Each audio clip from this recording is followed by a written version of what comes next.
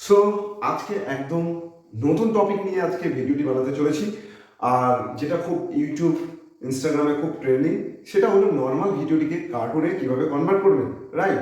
তাহলে কিভাবে কনভার্ট করবেন আর এইরকম লাগবে কাটে সেই আশাতে रफ्ता रफ्ता हौले हौले दिल तेरी मेरी एक जिंदगी। সো এখন যে ভিডিওগুলি দেখলেন আপনারা, সেগুলো নর্মাল একটি ভিডিও কার্টুনে কনভার্ট করা হয়েছে। আপনিও আপনার নর্মাল ভিডিওটিকে কার্টুন ভিডিওতে কনভার্ট করে নিতে পারবেন।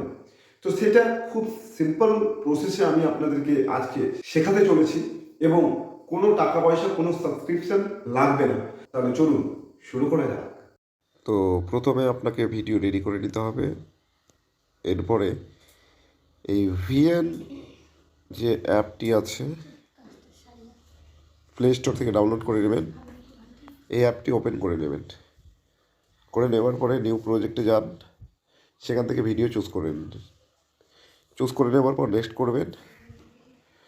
নেক্সট করলে এই ভিডিও চলে আসলো, লাস্টের দিকে নিয়ে যাবেন। এখানে একটা ব্ল্যাক আসবে, মানে ইনপুট টাইটেল এভাবে লেখা থাকবে, এটাকে সিম্পলি ডিলিট করে দিন।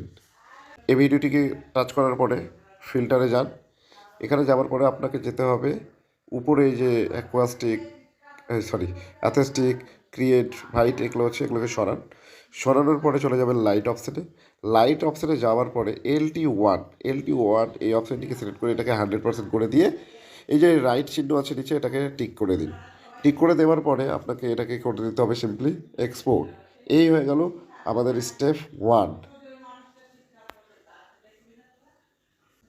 স্টেপ 2, ভিটা অ্যাপ আছে, এটাও প্লে স্টোর থেকে ডাউনলোড করে নেবেন এবং এটাকে ওপেন করুন। এখানে যে নিউ প্রজেক্ট আছে, নিউ প্রজেক্টে টাচ করবেন।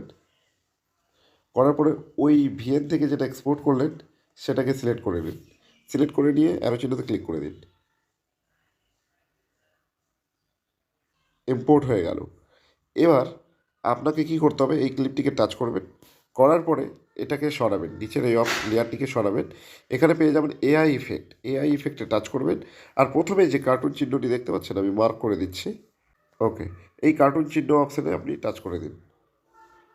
কিছুক্ষণ সময় নেবে। এখানে বলছে অ্যাপ্লাইং দ্য ইফেক্টটা অ্যাপ্লাই হচ্ছে। কিছুক্ষণ আপনি ওয়েট করে থাকবেন। এভাবে এআই অ্যানিমেশনটি কমপ্লিট হয়ে যাবে। তারপর এটাকে সিম্পলি এখান থেকে এক্সপোর্ট করে দেবেন। এক্সপোর্ট করে দিলে আপনার ভিডিওটি গ্যালারিতে সেভ হয়ে যাবে। তারপর আপনি ইউজ করবেন।